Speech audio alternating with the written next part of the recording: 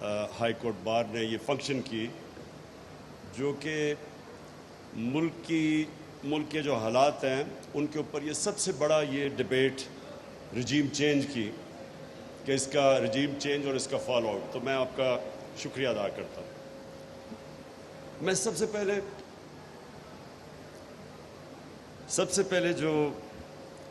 پہلے تو سارے اسپیکرز کا جو انہوں نے تبصرے کیے میں صرف اپریشیٹ کرنا چاہتا ہوں کہ سب نے مختصر پہلوؤں کے اوپر بات کی جو رجیم چینج کے ایفیکٹس آئے ہیں ملک میں. عمران ریاض نے بات کی کہ جس طرح میڈیا کے اوپر اب کسی بھی جمہوریت میں ایسا پریشر نہیں ڈالا گیا جو اس دور میں میڈیا کے اوپر پریشر ہے. اور اس کے بعد شعیب آپ نے شروع میں ہی جو پرابلمز بتا دیے کہ ہمیں ڈفرینٹ ایریاز میں کس طرح کے پرابلمز ہیں. دیکھیں میں جو سب سے پہلے بات کرنا چاہتا ہوں وہ یہ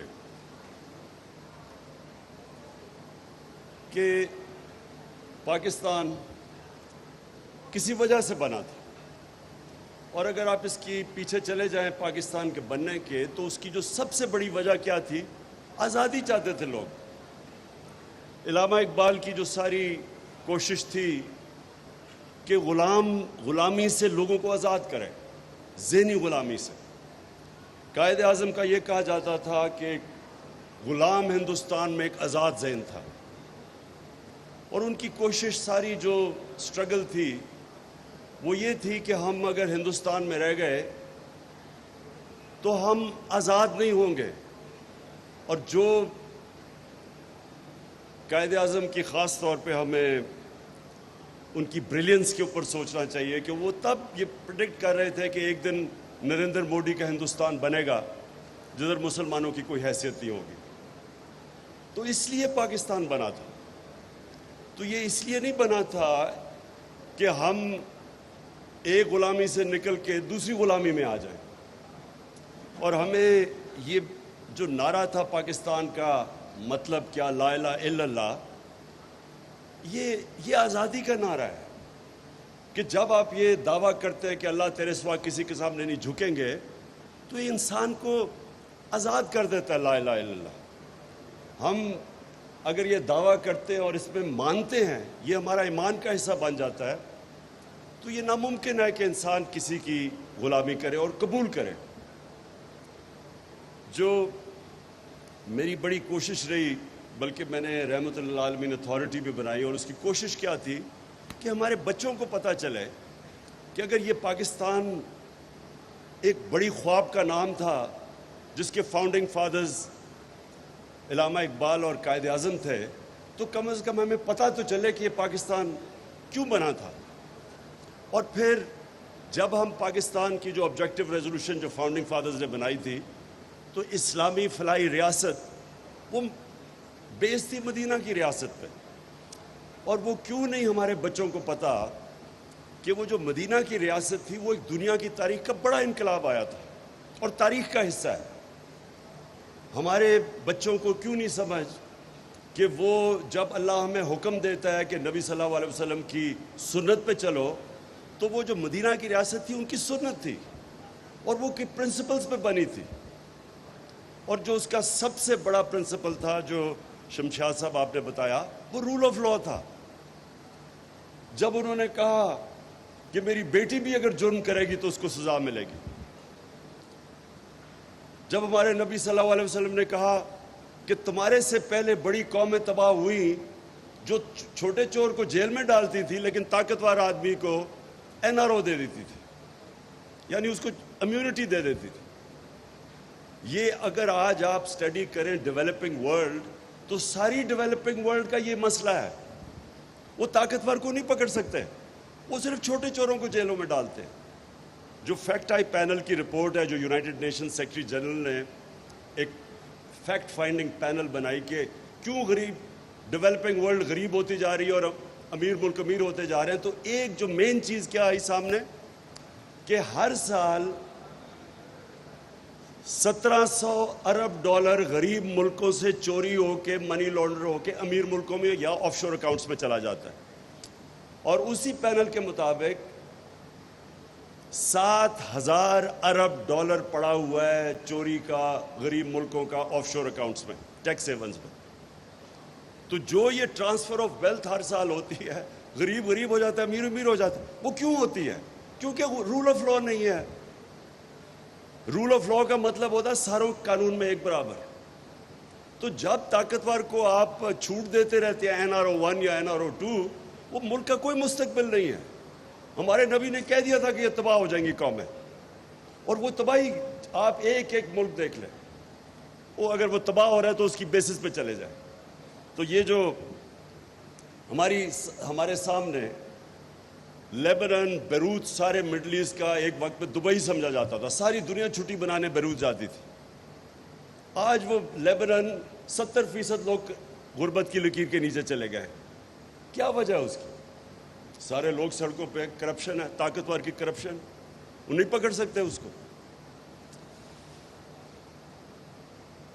تو نمبر 1 گائیڈنگ پرنسپل میں صرف یہ پہلے کہہ دوں کیونکہ میں اسی کے اوپر آتا ہوں ابھی جو یہاں ہوا ہے. نمبر 1 رول آف لا، کوئی قانون کے اوپر نہیں.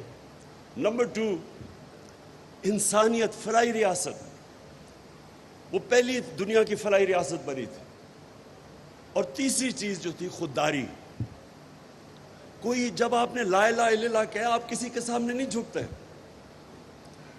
ہمارے نبی صلی اللہ علیہ وسلم نے 637 اور 638 میں 627 اور 628 میں ایک خط لکھتے ہیں رومن ایمپرر کو، بیزنٹائن ایمپرر کو، دوسرا لکھتے ہیں وہ جو پرشین ایمپرر تھا. اور وہاں یہ نہیں لکھتے کہ ہم ابھی ہمارے پاس پیسے نہیں ہیں، ہمارے حالات بہت برے ہیں. وہ کہتے ہیں میں اللہ کا پیغام لے کے آیا ہوں، اپنی بہتری کے لیے تم میرا پیغام اگر اس کے اوپر عمل کرو گے، یہ آپ کی بہتری ہے. اور یہ تاریخ کا حصہ ہے کہ 10 سال کے بعد کوئی سوچ تصور بھی نہیں تب کر سکتا تھا. 10 سال کے بعد وہ دونوں ان کے سامنے ایمپائرز گھٹنے ٹیک دیتے ہیں. ہیومن ہسٹری ہے یہ. تو وہ جو اللہ ہمیں حکم کرتا ہے کہ ان کی زندگی سے سیکھو، وہ ہماری بہتری کے لیے ہے. تو جو بیسک پرنسپلز ہیں جس کے اوپر وہ کھڑا ہوا تھا، میں جب 18 سال کی عمر میں پہلی دفعہ انگلینڈ گیا تو یہ میں نے دیکھا انگلینڈ کے اندر پہلی دفعہ میں نے فلاحی ریاست دیکھی کہ ایک آدمی غریب آدمی ہے، اس کے پاس پیسے نہیں ہے، وہ نیشنل ہیلتھ سروس میں جا کے مفت علاج ہوتا تھا. میں جب اپنی والدہ کو لے کے گیا، جب ان کو کینسر تھی، تو وہاں میں نے عجیب سین دیکھا کہ میں پیسے دے رہا تھا اپنی والدہ کے علاج پہ، ساتھ والے بسترے پہ ان کے ایک نیشنل ہیلتھ سروس کی ایک خاتون تھی، مفت علاج ہو رہا تھا اس کا. اور نرسز اور ڈاکٹر کوئی فرق نہیں کر رہے تھے ان دونوں کے بیچ میں. جو ہم نے بیسس شوکت خانہ میں رکھا کہ وہاں اللہ کا کرم ہے، ہم نے بھی یہی فیصلہ کیا کہ جو بھی ڈاکٹرز کو نہیں پتا ہونا چاہیے کہ کون پیسے دے رہا ہے کون نہیں دے رہا، تاکہ دونوں کو ایکول ٹریٹمنٹ دیں. تو وہاں دیکھا میں نے سکولز کے اندر، گرامر سکول، مفت تعلیم مل رہی ہے، کوالٹی ایجوکیشن. ان کے پرائم منسٹرز نکلے ہوئے گرامر سکول سے. بے روزگار ہو تو ان امپلائمنٹ بینیفٹس ملتے تھے. عدالت میں جائے تو لیگل ایڈ ملتی تھی، غریب کو پروٹیکشن تھی، فلاحی ریاست تھی. اور رول آف لا آپ کے سامنے ابھی ہوا ہے کہ جب ہم 1100 ارب روپے کی چھوٹ دے رہے ہیں بڑے بڑے ڈاکوؤں کو، وہ برطانیہ کے اندر نو کانفیڈنس ہو رہا ہے بورس جانسن پہ. کس چیز پہ؟ کہ جی وہ اس نے کورونا کے دوران اس نے جا کے باہر ایک لوگوں نے گیدرنگ کر دی اور وہ اجازت نہیں تھی اس کی. یعنی پرائم منسٹر کو وہ نو کانفیڈنس لا رہے ہیں کہ وہ اس نے قانون توڑا، کوئی ڈاکہ نہیں مارا، صرف اس نے وہ قانون توڑ دیا کہ اس نے لوگوں کو کہا تھا کہ آئسولیٹ کرنا ہے، اور انہوں نے نہیں کیا، گیدرنگ کر دی. نو کانفیڈنس موشن اپنی پارٹی نے پاس کیا. سو جو رول آف لا اور جو انسانیت وہاں میں نے دیکھی، ہمارے ملک تو بنا ہی تھا ہمارے تو جو فاؤنڈنگ فادرز کی مشن سٹیٹمنٹ ہے، ہم تو اس کے آس پاس بھی نہیں کبھی آئے. ہمارے تو یہ 2 طبقے چل رہے تھے، رولنگ کلاس، ساری اپرچونٹیز ان کے ہاتھ میں، چھوٹے سے طبقے، باقی لوگوں بیچاروں کے پاس بنیادی ضروریات نہیں ہیں. تو اب آ جائیں اس کے اوپر. میں صرف اب رجیم چینج کی بات کرنا چاہتا ہوں. دیکھیں، پہلے تو مجھے جب میں نے وہ سائفر دیکھا تو پہلے میں نے 3 دفعہ پڑھا کہ یہ واقعی میں یہ سچ دیکھ رہا ہوں. آپ نے شمشاد صاحب آپ نے کہا کہ پتہ نہیں اس میں نہیں آپ نے نہیں کہا. جی آپ نے کہا جل صاحب. میں آپ کو بتاؤں کہ میں نے جب پہلی دفعہ پڑھا کہ اگر تم نے نام لے کے ہم نے سنا ہے کہ عمران خان اکیلا کا فیصلہ تھا روس جانے کا. یہ ذرا سنیں, ہم نے سنا تھا کہ یہ عمران خان کا اکیلا فیصلہ تھا, اور وہ ایمبیسڈر کہہ رہے نہیں اس کا نہیں فیصلہ تھا, یہ انسٹیٹیوشنل فیصلہ تھا. وہ آگے سے یہ بتا رہا ہے, اور وہ پھر آگے سے کہتا ہے کہ اگر تم نے اچھا ابھی نو کانفیڈنس موشن ٹیبل نہیں ہوئی اسمبلی میں, وہ 1 دن کے بعد ہوئی ہے. وہ کہہ رہا ہے کہ اگر تم نے عمران خان کو نہ اس میں نو کانفیڈنس کے ذریعے اس کو فارغ نہ کیا تو بڑے کانسیکوینسز ہوں گے پاکستان کے لیے. اور پھر کہتا ہے اور اگر کامیاب ہو گئی تو all will be forgiven, معاف کر دیا جائے گا پاکستان. میری پہلی انسٹنکٹ, پہلے تو میں نے 3-4 دفعہ پڑھا کہ یہ میں واقعی صحیح پڑھ رہا ہوں. پہلا جو میں سوچ رہا تھا کہ کوئی اس طرح کی 22 کروڑ لوگوں کے الیکٹڈ نمائندگی کوئی ایسی توہین کر سکتا ہے؟ کسی کی جرت ہے کہ اس طرح کا خط کسی کو لکھ دے؟ اور ہمیں بعد میں کسی نے کہا جی وہ یا تو ایسے تو آتے رہتے ہیں مراسلے. کبھی کسی سیلف ریسپیکٹنگ ملک میں اس طرح کا مراسلہ نہیں آ سکتا. یہ ناممکن ہے کہ کسی الیکٹڈ پرائم منسٹر کو کوئی آگے کہے جی اس کو ہٹا دو. تو یہ کتنی توہین ہے ایک ملک کی. یعنی کس طرح کا ایک عام آفیسر کہہ رہا ہے کہ جی اس کو پرائم منسٹر کو ہٹا دو.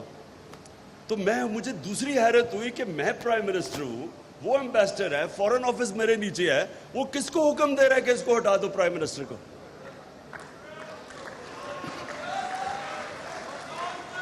اور اس کے بعد ذرا تماشا دیکھیں, ایک دم اس کے بعد جناب اگلے دن وہ آتا ہے, نو کانفیڈنس موشن ہوتا ہے, اور ایک دم ہمارے اتحادی اور لوٹوں کو آتا ہے کہ جو مہنگائی بہت ہو گئی ہے تو گورنمنٹ نہیں صحیح چل رہی. اب یہ سنیں ذرا, پہلے 2 سال ہمارا پہلا اتنا مشکل سال تھا. مشکل سال اس لیے تھا کہ ہمارے پاس 6 ہفتے کے تو ریزروز تھے, ہم پیمنٹس ہی نہیں کر رہے تھے اپنی ایکسٹرنل لائبلٹیز کی. ہم لوگوں کو بھی نہ بتا سکیں کہ وہ روپے پہ پریشر پڑے گا, روپے نہ گر جائے. ریزروز ہمارے نیچے تھے, بھاگے پھرے کبھی ادھر اپنے 3, میں ویسے ان کا شکر بھی کرتا ہوں, یہ جو ہمارے 3 دوست تھے جنہوں نے ہمیں پیسے دیے, نہیں تو ہمارے پاس تو بینکرپٹ تھے ہم. پہلے تو ادھر سے مشکل سے نکلے اور بڑا مشکل وقت تھا, اور IMF نے پھر کنڈیشنز لگائی ہمارے پر, سختی کی, ڈیمانڈ سکویز کی, بے روزگاری تھی, چیزیں انہوں نے قیمتیں ہم نے بڑھانی پڑی, روپیہ گرا. جب روپیہ گرا باہر سے ساری امپورٹس مہنگی ہوئی, تو مشکل وقت تھا. اوپر سے کرونا آ گیا اگلے سال, وہ پھر سکویز کیا. تو ہم 2 سال تو بڑے مشکل تھے ہمارے لیے. اور شکر کریں کہ میں نے لاک ڈاؤن نہیں لگا دیا, جو ساری اپوزیشن بار بار کہہ رہی تھی کہ لاک ڈاؤن لگاؤ. لاک ڈاؤن کہتے تو ویسے ہی ہمارا بیڑا غرق ہو گیا تھا. جس دنیا میں ملک میں لاک ڈاؤن لگایا, ذرا دیکھے تو صحیح, ان کی اکانومیز تو اجڑ گئی. ہم پہلے ہی بری حالات میں تھے. ساروں نے 3 مہینے میں نے سارا پریشر برداشت کیا, نہیں لگایا لاک ڈاؤن پوری طرح, اور اپنی اکانومی بچائی. یہی IMF تھی. ان سے میں نے بات کر کے کنسٹرکشن سیکٹر کے لیے کنسیشنز لی, کیونکہ روزگار تو انہوں نے دینا تھا. انہی کے ساتھ ہم نے بات کر کے اپنے تھوڑے ٹیکس کم کروائے, ہم نے انسینٹیوز دیے. تو 2 سال تو بڑے مشکل تھے. لیکن تیسرا اور چوتھا سال, 17 سال کے بعد, اب ذرا اکنامک گروتھ ریٹ دیکھ لیں. 17 سال کے بعد سب سے بہتر 2 جس میں ہماری معیشت اوپر گئی, جس میں ہماری ویلتھ کریشن ہوئی, اور سسٹینیبل گروتھ کی طرف جا رہا تھا. مطلب کہ سارے سیکٹرز گرو کر رہے تھے. Service sector, industry, large scale manufacturing جب اوپر آتی ہے, اس کا مطلب روزگار بھی ملتا ہے, ویلتھ کریشن ہوتی ہے. اور کنسٹرکشن سیکٹر کے ریکارڈ گروتھ ہوئی. تو ساری, اور پھر زراعت کے اندر جو ہم نے اپنے کسانوں کے لیے انسینٹیوز دیے, اور جو ان کی قیمتیں دلوائیں, اور جو شوگر مافیا پیسے نہیں دیتا تھا کسانوں کو, ان سے زبردستی ان کو کسانوں کو پوری قیمت بھی دلوائی, ٹائم پہ پیسہ دلوایا, انہوں نے انویسٹ کیا. تو ہماری 4.5 0.4% ہماری زراعت اوپر گئی. تو ایک سسٹینیبل گروتھ پہ تو پاکستان نکل گیا تھا.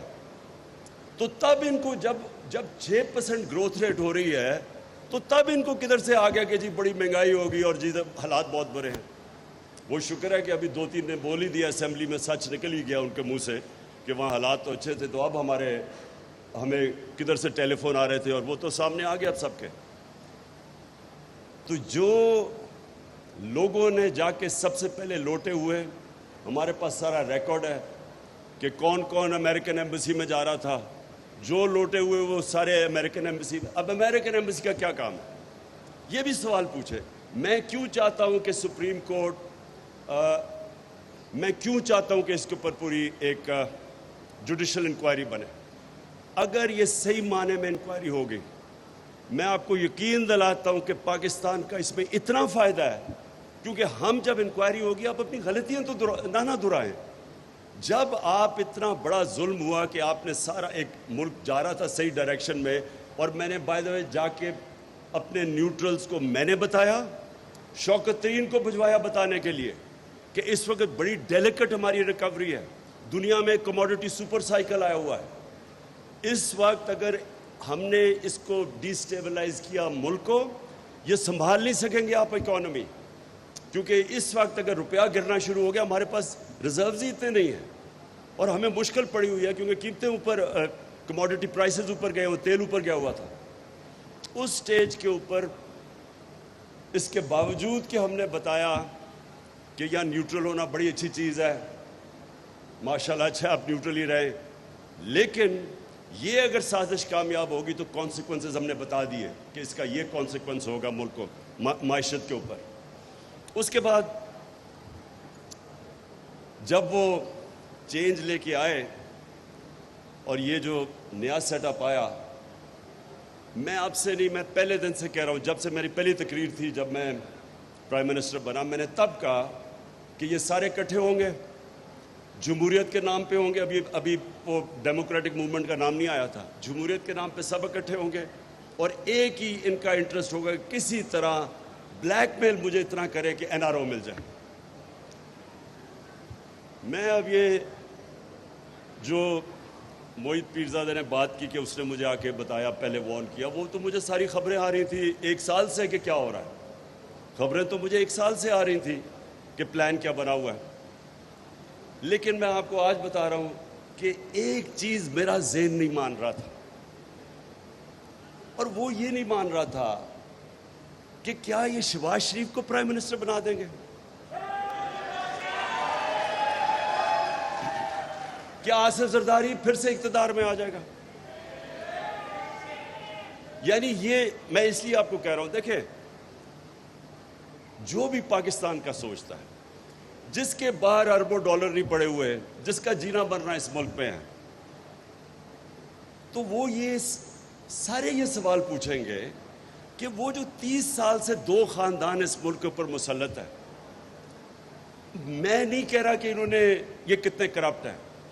آپ ان کے باہر کتنے اخباروں کے اندر ان کے اوپر آرٹیکلز آئے ہوئے ہیں ان کی کرپشن کے اوپر, انٹرنیشنل میں بات کر رہا ہوں, BBC کی ڈاکیومنٹریز آئی ہوئی ہیں ان کی کرپشن پہ, ہم نے تو نہیں نکالی. کرپشن کے کیسز ان کے اوپر اتنے ہیں کہ آپ کو سمجھ نہیں آتی کس کیس کے اوپر بات کریں.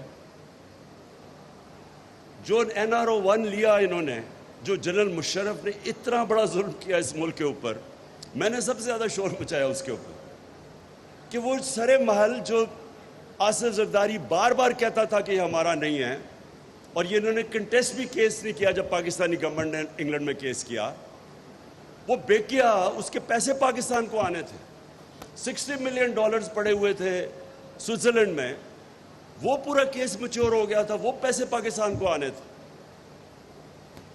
NRO دے کے وہ معاف کر دیا, وہ جو پاکستان کو وہ انہوں نے وہ بھی ہضم کر لیا. نواز شریف کا اتنا اوپن اینڈ شٹ کیس ہے حدیبہ پیپر مل کا, جس میں اسحاق ڈار کی کنفیشنل سٹیٹمنٹ ہے, بینک اکاؤنٹس ہیں کہ کو قاضی فیملی لنڈن میں بیٹھی ادھر پیسے, یہ ساری چیزیں تو پروون تھی. وہ NRO-1 دیا گیا, وہ ساری معاف کی گئی. 10 سال کی کرپشن انہوں نے کی. ان کے دور کے سارے کیسز ہیں 95%, ہمارے تو دور کے کیسز ہی نہیں ہیں. ہمارا تو صرف ایک ٹی ٹی کا کیس ہے شہباز شریف کا، اور ایک جو مقصود چپڑاسی والا کیس ہے ایف آئی اے کا، باقی تو سارے پرانے کیسز ہیں۔ تو وہ کیسز جو ہمیں 3.5 سال کہہ رہے تھے، اور یہ اسحاق ڈار ان کے دور میں بھاگا ہے، نواز شریف کے بیٹے ان کے دور میں بھاگے، یہ دماد شہباز شریف کا اس کے دور میں بھاگا ہے، تو ہمارے دور کے تو صرف ہمیں بلیک میل کیا جا رہا تھا این آر او دینے کا۔ تو میرا پوائنٹ یہ ہے کہ کیسے کوئی سوچ سکتا تھا ان کو ملک کے اوپر لانے کے لیے؟ کون ملک کے اوپر اتنا ظلم کر سکتا ہے کہ شہباز شریف جس کو سزا ہونے والی تھی، انڈر ٹرائل تھا، اس کا کیس میچور تھا، کیسے کوئی اس آدمی کو اس ملک پہ مسلط کر سکتا ہے؟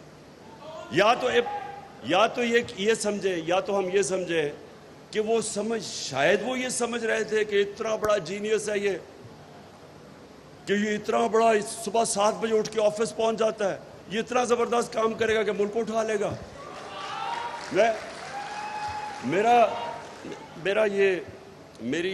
مجھے پھر یہ اب تھوڑا شک ہونا شروع ہو گیا کہ وہ جو 50 ارب روپیہ شہباز شریف نے اشتہاروں پہ خرچ کیا تھا، جو ساری ڈیولپمنٹ اشتہاروں میں تھی، وہ شاید اس سے سمجھ گئے ہوں اشتہار میں اتنی ڈیولپمنٹ تھی، شاید وہ اس غلط فہمی میں تھے کہ یہ ایک دم ملک ٹرن اراؤنڈ کر دے گا۔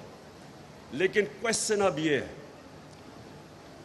کون اس کی ذمہ داری اٹھائے گا کہ رجیم چینج کے بعد جدھر اب پاکستان اکنامک سروے کے اندر ساری فگرز دی ہوئی ہیں، آپ وہ پڑھ لیں تو اس میں ساری آپ کی فگرز ہیں جو اس گورنمنٹ کی اکنامک سروے ہے، اس میں ایک فگر دی ہوئی ہے۔ پاکستان سارے ٹارگٹ سے ہم نے زیادہ اچیو کیا، پاکستان کی تاریخ میں سب سے زیادہ ٹیکس کلیکشن ہوئی ہے، ریمیٹنسز ہوئی ہیں، اوورسیز پاکستانیز نے سب سے زیادہ پیسہ بھیجا ہے۔ ہماری جو اصل میں ملک تب ترقی کرتا ہے جب اس کی ایکسپورٹس اوپر جاتی ہے۔ نون لیگ کے 5 سال میں تو ایکسپورٹس شاید ہی اوپر ہلی نہیں، وہاں سے وہیں کی وہیں پھنسی ہوئی تھی، ہماری ریکارڈ ایکسپورٹس تھی۔ اور جو پھر سے میں کہہ رہا ہوں زراعت جو ترقی کی، تو جب ایک ملک ادھر جا رہا تھا اور آج مہنگائی آسمانوں پہ اور اکانومی نیچے، کون ذمہ دار ہے اس کا؟ کون جو ایک منٹ تو میں اس لیے کہہ رہا ہوں کہ یہ جو اگر ہم نے پاکستان میں اس طرح کی چیزیں آگے سے روکنی ہیں، یہ بڑا ضروری ہے۔ پریزیڈنٹ آف پاکستان نے سپریم کورٹ کو لکھا ہوا ہے کہ انویسٹیگیٹ کرے، وہ سائفر بھی بھیجا ہوا ہے کہ اس کے اوپر انویسٹیگیٹ تو کریں، اوپن انکوائری کریں اس کے اوپر، تاکہ آگے سے یہ چیزیں نہ ہوں، تاکہ ملک کم از کم ہمیں پتہ تو چلے کہ کون ذمہ دار ہے۔ آپ نے بات ٹھیک کی، شمشاد صاحب 25 سال کے بعد وہ حمود الرحمان رپورٹ آئی، لیکن کوئی یہ بات نہیں کرتا کہ کبھی کسی نے یہ پوچھا ہے کہ جب یہ ہم جنرل مشرف لے کے گیا تھا ہمیں امریکہ کی وار آن ٹیرر میں، اور وہ خود اپنی کتاب میں لکھتا ہے کہ وہ رچرڈ آرمیٹیج کا تھریٹ آئی، دھمکی کہ ہم will bomb you to stone age, ہم نے اس میں شرکت کی، اور مجھے یاد ہے ہم پوچھتے تھے مشرف سے شروع میں کہ ہم کیوں اس جنگ میں شامل ہو رہے ہیں، تو ہر قسم کا ہم شامل نہیں ہو رہے ہیں، ہم صرف لاجسٹیکل سپورٹ دے رہے ہیں اور اس طرح کی باتیں کرتے تھے۔ کیوں نہیں اس کا جواب طلب کیا گیا کہ 80,000 پاکستانی اس میں مرا؟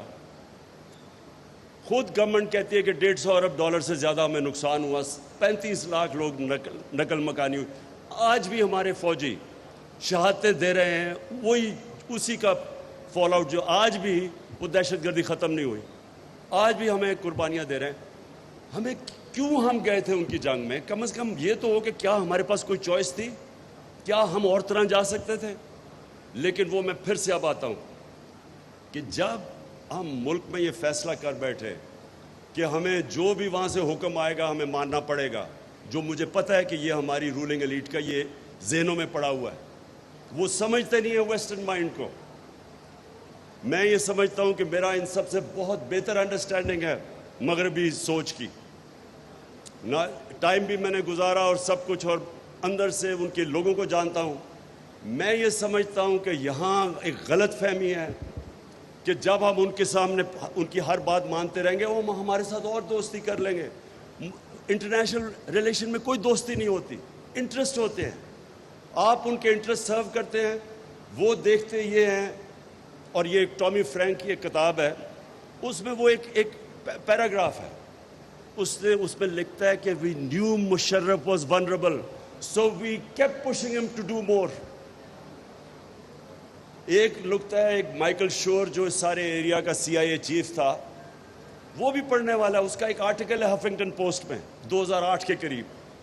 وہ کہتا ہے کہ مشرف سے اتنے ہمارے امریکنوں کے اتنے ڈرٹی کام نہ کرواؤ، یعنی وہ کام نہ کرو اگینسٹ پاکستان نیشنل انٹرسٹ، ملک کے مفادات کے اگینسٹ اس طرح کے کام نہ کرواؤ، کہیں ہمارا اتنا بڑا ایلائی ہے یہ پاکستانی لوگ اس کو ہٹائی نہ دیں.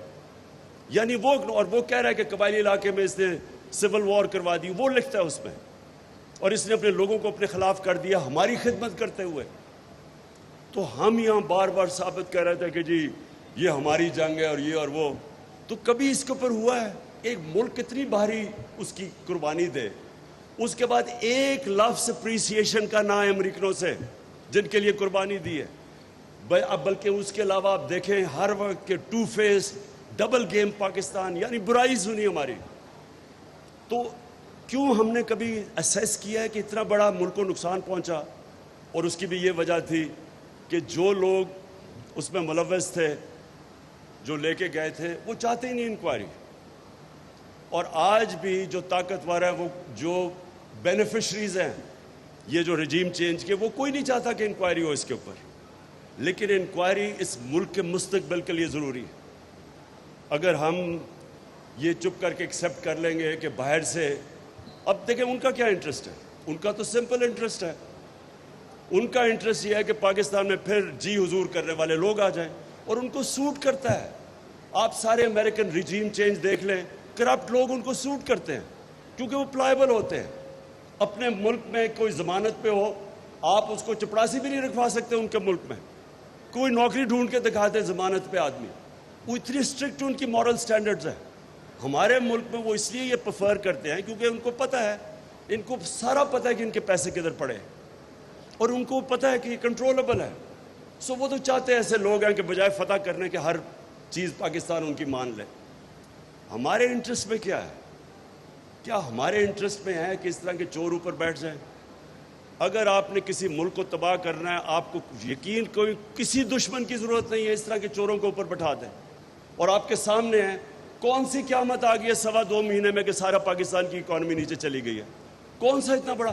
ہم 2.5 سال IMF کے پروگرام میں تھے، تو ہمیں کیوں نہیں پریشر انہوں نے ڈالا یہ کرنے کے لیے جو آج یہ کہہ رہے ہیں کہ جی IMF نے یہ کروا دیا تو ہمیں کرنا پڑا ہے، اور پھر ہمیں بلیم کر رہے ہیں، کہہ رہے ہیں ہماری وجہ سے. تو اگر ہمیں اب ذمہ دار ٹھہرا رہے ہیں تو اتنی محنت کر کے حکومت ہٹائی کیوں آپ نے؟ ہمیں رہنے دیتے، ہم ذمہ داری لے لیتے. تو پہلے آپ نے ایک غلط کام کر کے حکومت، اور پھر ذمہ دار ہمیں ٹھہرا رہے ہیں. اور فگرز ڈینائی نہیں ہو سکتی. پاکستان اکنامک سروے میں ساری فگرز ہیں کہ کدھر پاکستان تھا اور آج کدھر پہنچ گیا. تو میں آخر میں وے فارورڈ بتاتا ہوں. دیکھیں اس کا صرف ایک ہی راستہ ہے. کوئی اور چیز کریں گے ہم اپنے ملک کو مزید اور دلدل میں پھنساتے جائیں گے. اس ایک چوروں کے یہ ٹولے کو اوپر مسلط کرنے کے لیے جو حکومت اب چیزیں کر رہی ہے، یہ صرف اور صرف ان کو اوپر رکھے گی سارے ملک کے اداروں کو تباہ کر کے. ملک جو ہوتے ہیں وہ چلتے ہیں اداروں کے اوپر، اور ادارے چلتے ہیں رول آف لا پہ. جب آپ ملک کے ادارے اور رول آف لا تباہ کریں گے تو اصل میں آپ ملک کا مستقبل تباہ کرتے ہیں. اب ان کو اوپر رکھنے کے لیے رول آف لا بھی تباہ ہو رہا ہے. آپ کے سامنے ہے، کسی دنیا میں کوئی سوچ بھی نہیں سکتا کہ وہ لوگ جو کرپٹ لوگ آ کے بیٹھ کے اسمبلی میں اپنے آپ کو 1100 ارب روپے کے کیسز معاف کروا لیں. یہ کوئی تصور ہی نہیں کر سکتا. یہ تو ٹوٹل کانفلکٹ آف انٹرسٹ ہے. ہم سپریم کورٹ میں گئے اور امید لگائی ہوئی ہے سپریم کورٹ سے، تو رول آف لا تو پہلے وہیں ختم ہو گیا، پھر نیب ختم کر دی. جو نیب کے اندر امینڈمنٹس لائی ہیں، نیب اب کچھ نہیں کر سکتی. انہوں نے منی لانڈرنگ ہی ختم کر دی ہے. باہر سے اگر پتہ چلے میرے کوئی 10 ارب ڈالر باہر پڑا ہوا ہے یا جتنا بھی پڑا ہوا ہے، میں اگر انفارمیشن مجھے باہر سے آ بھی جائے، وہ ان ایڈمیسیبل ہے پاکستان میں. پھر اگر آپ میں پبلک آفس ہولڈر ہوں, میں اپنے رشتہ داروں کے نام, اپنی بیوی بچوں کے نام پراپرٹیز کر دوں, وہ بھی انہوں نے نکال دیا اس میں سے, بینامی ختم کر دیا. انہوں نے وہ چیزیں کی ہیں کہ جو وائٹ کالر کرائم کو پکڑنا امپاسبل کر دیا. اب تو انہوں نے یہی نہیں اپنے آپ کو بچاتے بچاتے ساروں کے لیے دروازے کھول دیے چوری کے. اس کے بعد الیکشن کمیشن, جو حرکت الیکشن کمیشن کری, ابھی جو کراچی سے سندھ میں الیکشن ہوا ہے, ہمیں تو چھوڑے پی ٹی آئی کیا کہہ رہی ہے, پوچھ لیں ان کے اپنے اتحادی جے یو آئی سے اور ایم کیو ایم سے, وہ کیا کہہ رہے ہیں الیکشنز کے متعلق. 15% الیکشن انٹیریئر سندھ میں انہوں نے ان اپوزڈ جتا دیے, اور پوچھے تو صحیح ان اپوزڈ کیسے ہے. انہوں نے پولیس اور جو استعمال کیا, لوگوں کو اٹھا لیا, وہی جو حرکتیں جو ذوالفقار علی بھٹو نے 1977 کے اندر, اس نے بھی تھوڑے سے لوگوں کو ان اپوز کروایا تھا, اس سے شور مچا تھا. یہاں تو 15% سیٹیں ان اپوزڈ ہو گئی ہیں. تو پوچھیں تو صحیح کہ کیوں ان اپوزڈ ہوئی ہے. تو وہ جو جس طرح کا وہ الیکشن ہوا, ابھی جو 20 حلقوں میں پنجاب میں الیکشن ہو رہا ہے, جو اس وقت مداخلت ہو رہی ہے, جس لیول کی مداخلت ہو رہی ہے اس الیکشن کے اندر, ٹیلی فون کال کر کر کے میں انٹرویو کرا لوگوں کو ٹکٹ دینے کے لیے. 2 کینڈیڈیٹس نے مجھے بتایا کہ ہمیں ان نون نمبر سے ٹیلی فون آیا کہ آپ نے ان کے ٹکٹ ہی لینے. تو جس لیول کی مداخلت ہے, اب اگر اسی طرح کے انہوں نے الیکشن کروانے ہیں, الیکشن کمیشن ڈسکریڈیٹڈ, وہ ہو ہی رہی ہے. الیکشن کمیشن ڈسکریڈیٹڈ, پارلیمنٹ کا یہ حال ہے کہ اگر راجہ ریاض پارلیمنٹ کا اپوزیشن لیڈر, سمجھ لیں پارلیمنٹ کی کیا اہمیت ہے. پنجاب اسمبلی میں جو پنجاب اسمبلی میں ہو رہا ہے, یعنی 2.5 مہینے سے جس طرح پنجاب چل رہا ہے, تو یہ مداخلت کے بعد, یہ جو سازش کے بعد, پنجاب کے جو حالات دیکھ لیں. کوئی پوچھے تو صحیح کہ وہاں ہو کیا رہا ہے. جس طرح اور یہ جو آج فیصلہ بھی آیا ہے, ویسے میں یہ واضح کر دوں, ہم کل سپریم کورٹ میں جا رہے ہیں اس فیصلے کے اوپر کہ حمزہ اب کیسے چیف منسٹر بن سکتا ہے. جب انہوں نے کہہ دیا اس کی الیکشن ہی غلط ہوئی ہے, تو وہ چیف منسٹر کس پہ ہے. تو ساری جو چیزیں ہو رہی ہیں, نہ اسمبلیز فنکشنل ہیں, نہ اس ملک کی الیکشن کمیشن کے اوپر کسی کو اعتماد ہے. وہ ساری انجینئرنگ کرے. اب ہماری 5 ریزرو سیٹس تھی. سیدھا قانون تھا کہ جناب جیسے ہی ہماری جو لوٹے گئے تو 5 نئے آنے چاہیے تھے. وہ آئین میں ہے. وہ 3 ہفتے لگا دیے اس کے اوپر. فائنلی ہائی کورٹ سے فیصلہ آتا ہے کہ ان کو ریسٹور, یہ 5 reserve seats 2 P T I کو. ابھی تک بیٹھے ہوئے الیکشن کمیشن, وہ ہمیں مل ہی نہیں رہی. تو اتنی لیول پہ جا رہے ہیں یہ انجینئر کرنے کے لیے, اس سیٹ اپ کو انجینئر کرنے کے لیے. نہ الیکٹرل پروسیس پہ کانفیڈنس ہے, وہ تباہ. پارلیمنٹ میں نے کہہ دیا. پھر جو میڈیا کے اوپر جس طرح کی واردات ہو رہی ہے, یہ بھی انپریسیڈنٹڈ ہے. میڈیا کو دبانے کے لیے, آوازوں کو دبانے کے لیے, یہ کوئی کامیاب نہیں ہوگا. یہ جو بھی یہ کر رہے ہیں, یہ روک ہی نہیں سکتے آج پاکستان جس طرف جا رہا ہے. صرف اور صرف جو بھی کوشش کر رہا ہے اس سیٹ اپ کو مسلط کرنے کے لیے, وہ اپنے آپ کو ڈسکریڈٹ کر رہا ہے. وہ پاکستان کو نقصان پہنچا رہا ہے, وہ اداروں کو ڈسکریڈٹ کر رہا ہے. اور ایک ہی راستہ ہے اس پہ, جو بھی آپ دیکھ لیں, ایک راستہ اس پہ سے کہ فری اینڈ فیئر الیکشنز کروائے جائیں. اور فری اینڈ فیئر الیکشنز کا مطلب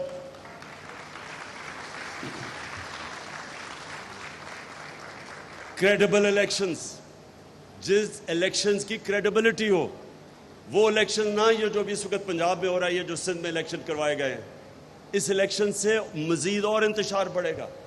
جدھر ملک کی معیشت پہنچ گئی ہے اور جس طرف جا رہی ہے, مجھے خوف یہ ہے کہ وہ اس پوائنٹ پہ چلی جائے گی جب جو بھی بیل آؤٹ کرے گا, وہ پھر جب جو کنڈیشن جو اس کے لیے شرائط مانگے گا, وہ پاکستان کی جو سوورنٹی ہے وہ کمپرومائز کی جائے گی.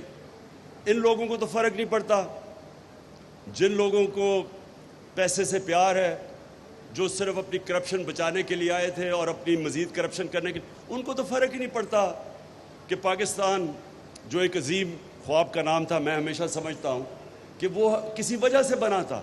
ان کو تو فرق ہی نہیں پڑتا کہ اگر ہم کشمیریوں کی سٹرگل کی قبر کھود دیں, ہم ہندوستان سے ٹریڈ بھی شروع کر دیں, جو کشمیر میں ہو رہا ہے اس کو نظر انداز کریں. جو پہلے بھی کیا تھا نواز شریف نے, ملا ہی نہیں تھا حریت ممبر سے جب وہ موڈی کی وہ کورونیشن پہ گیا. نہ ان کو فرق پڑتا ہے. ابھی میں سن رہا ہوں کہ جی اسرائیل کو ہم ایکسیپٹ کر لیں یا اسرائیل سے ہمیں فائدے ہو سکتے ہیں. تو اگر آپ کا نظریہ ہی نہیں ہو تو کچھ بھی کر لیں. ان کو یہ بھی نہیں فرق پڑتا بیسز رکھیں، کیونکہ ان کو یہ نہیں کہ جو ہمارے 80,000 لوگ مرے تھے کسی کی کانفلکٹ میں شرکت کرنے کے، ان کو اس کا بھی نہیں ہے کہ بس جی ڈالر آ جائیں گے تھوڑے سے. تو جن کا نظریہ ہی نہیں ہے ان کے لیے تو کوئی پرابلم نہیں ہے.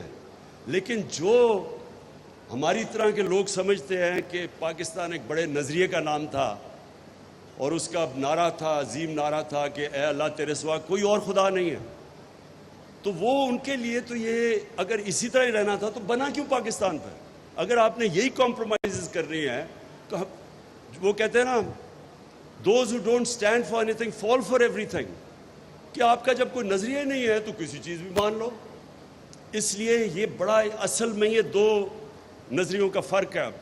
ایک یہ وہ مٹیریلسٹ جو ذات کے لیے آئے ہیں، جو 30 سال سے بیٹھے ہوئے دو خاندان، جنہوں کو کوئی فرق نہیں پڑا کہ ایمل کانسی کو پکڑا دو، ان کو کوئی فرق نہیں پڑا جب وہ رمزی یوسف کو پکڑا دو ان کو پاکستان کے قانون بائی پاس کر کے، کوئی فرق نہیں پڑا جب وہ ریمنڈ ڈیوس نے دو لوگوں کو گولیاں مار دی مزنگ شہر کے بیچ میں، اس کو واپس دے دو.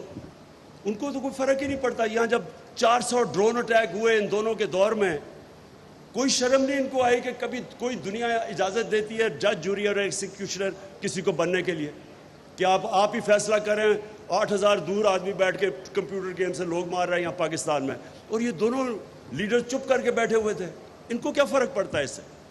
فرق تو ان لوگوں کو پڑتا ہے جو سمجھتے ہیں. اور جو اکثریت ہے اس ملک کی اکثریت بلیو کرتی ہے نظریہ پاکستان میں. آج جو یہ لوگ نکلے ہیں، میں آپ کو خود بتاؤں کہ میں خود حیران تھا جس طرح پبلک نکلی ہے، لیکن میں نے اس نتیجے پہ آ گیا ہوں کہ جو اکثریت ہے اس ملک کی وہ ابھی بھی اس خواب کے پیچھے ہے.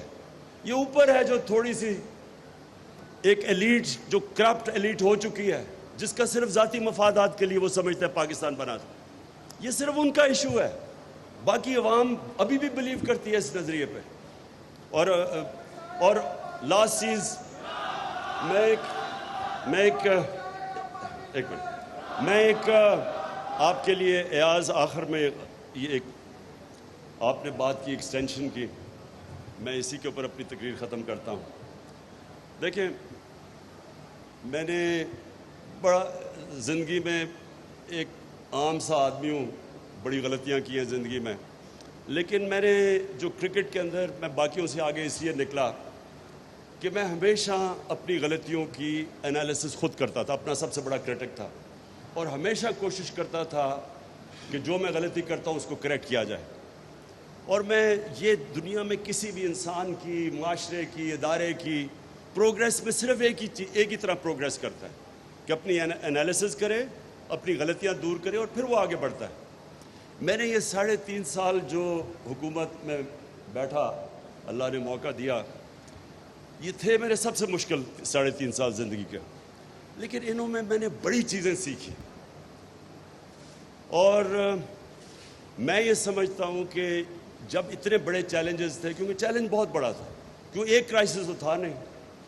ہر روز صبح اٹھتے تھے، اچھا جی وہ ادھر پی آئی اے بینک، ریلوے کا یہ، ہر دوسرے دن کوئی نیا کرائسس ہوتا تھا کہ پیسے نہیں ہیں جی اب. سو اس کرائسس کے اندر بڑی چیزیں میں نے سیکھی. میں سمجھتا ہوں کہ میری جو ایجوکیشن ان 3.5 سال میں وہ زندگی میں نہیں ہوئی. ایک صرف میں آپ کو چیز بتاؤں کہ میں نے یہ ساری چیزیں نوٹ کی، یہ جو آپ اپنے ابھی بات کی مداخلت کی، بالکل یہ آپ ٹھیک کہتے ہیں، ایکسٹینشن کی، کہ ہمیشہ ملک ادارہ ترقی کرتا ہے رول آف لا پہ.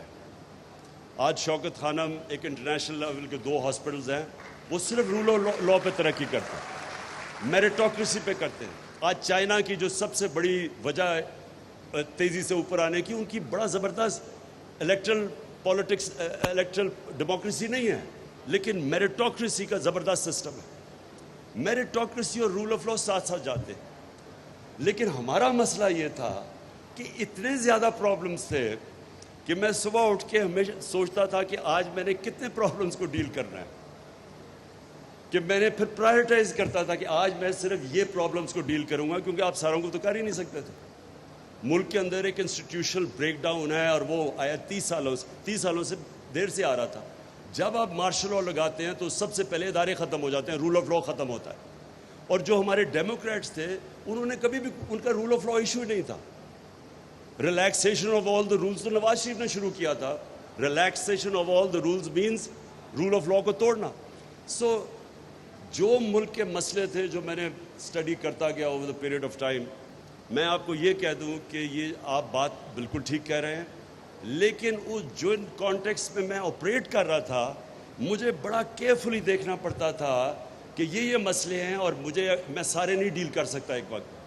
تو پھر مجھے پک اینڈ چوز کرنا پڑتا تھا, پرائرٹائز کرنا پڑتا تھا.